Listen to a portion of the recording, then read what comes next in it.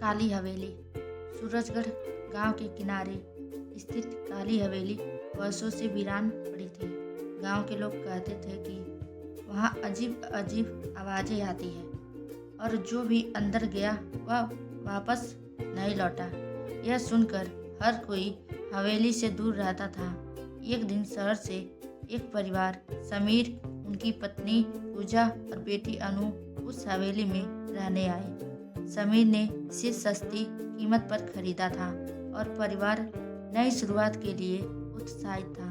हालांकि गांव वालों ने उन्हें चेतावनी दी थी, लेकिन समीर ने इसे अंधविश्वास मानकर नज़रअंदाज कर दिया। पहली रात सब कुछ सामान्य था, लेकिन आधी रात को अनु ने एक महिला की धीमी आवाज़ सुनी। उसने खिड़की से झांका तो एक परछाई उसे देख रही थी। डर कर वह दौड़ती अपने माता पिता के पास गई, लेकिन उन्होंने इसका भ्रम मानकर शांत कर दिया। अगले कुछ दिनों में हवेली में अजीब घटनाएं होने लगी। पूजा को रसोई में अचानक ठंडी हवा का झोंका महसूस हुआ। अनु के कमरे में खिलौने अपने आप इधर उधर हिलने लगे। रात में हवेली के गलियारे से किसी के कदमों की आवाज़ आती। समीर ने इन सब पर ध्यान नहीं दिया और इसे हवाई बात मानता रहा। लेकिन एक रात वह खुद कमरे में एक परछाई देखकर डर गया। वह महिला सफ़ेद साड़ी में थी और उसकी आंखें लाल जल रही थी।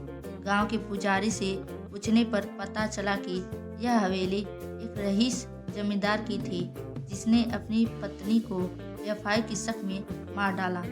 उसकी आत्मा हवेली भटकती रहती है और वह किसी को वहां बसने नहीं देती। समीर ने पुजारी की मदद ली और घर में हवन कराने का निर्णय लिया। जैसे ही वह हवन शुरुआत हुआ, हवेली में तेज हवाएं चलने लगी। पुजारी ने मंत्र पढ़ते हुए उसे शांत करने की कोशिश की। अंततः उसकी आत्मा को मुक्ति मिली और हवेली शांत हो गई। अब काली हवेली का डर खत्म हो चुका था। समीर का परिवार वहां रहने लगा और गांव वाले भी चैन का सांस लेने लगे। लेकिन लोग आज भी कहते हैं कि रात में हवेली के पास से गुजरते समय कोई उनके पीछे चलने का आभास करता है। समीर का परिवार अब हवेली में शांति से रह रहा था। आत्मा के मुक्त होने के बाद सब कुछ सामान्य लग रहा था, लेकिन यह शांति ज़्यादा दिनों तक नहीं टिकी। एक दिन समीर को हवेली के पुराने स्टोर रूम में एक मिट्टी के घड़े में एक पुराना नक्शा मिला। यह नक्शा हवेली के नीचे दबे किसी खजाने की ओर इशारा कर रहा था। समीर ने इसे रोमांच का मौका समझा और खुदाई करने का निश्चय किया। हालांकि पूजा को यह विचार पसंद नहीं आया, लेकिन समीर ने उसे नज़रअंदाज कर दिया। जैसे ही खुदाई शुरू हुई, हवेली में अजीब घटनाएं फिर से होने लगी। रात में अनु की दीवारों पर खून जैसे लाल निशान दिखने लगे। पूजा को अपने कमरे में किसी के चलने की आवाज़ें सुनाई देने लगी। समीर को सपने में बार बार वह महिला दिखाई देती जो उसे खजाना न छूने की चेतावनी देती। गांव के एक बुजुर्ग ने समीर को बताया कि यह खजाना जमींदार के लालच और उसके अत्याचारों का प्रतीक है। उसने गांव के कई निर्दोष लोगों को मारकर उनका सोना छीन लिया था।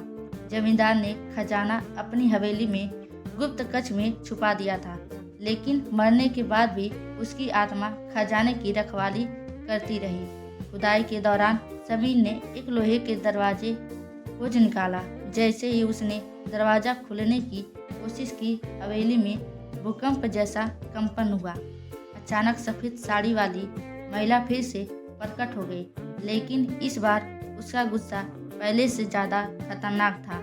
उसने गुस्से में कहा, यह खजाना उन मासूमों का खून है, जो भी इसे छुएगा अपने परिवार के साथ बर्बाद हो जाएगा। पुजारी ने बताया कि आत्मा को मुक्त करने का एक ही तरीका है, उस खजाने को उसके सही हकदारों तक पहुंचाना। समीर और गांव वालों ने मिलकर खजाने को गांव के मंदिर में दान कर दिया और गरीबों की मदद की।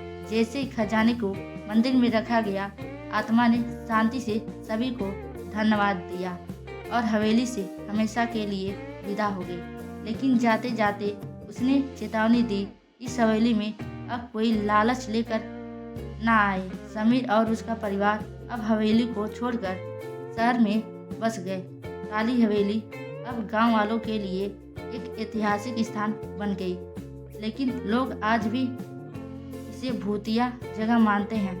यह कहानी लालच और सही कर्मों को मानता को समझाती है।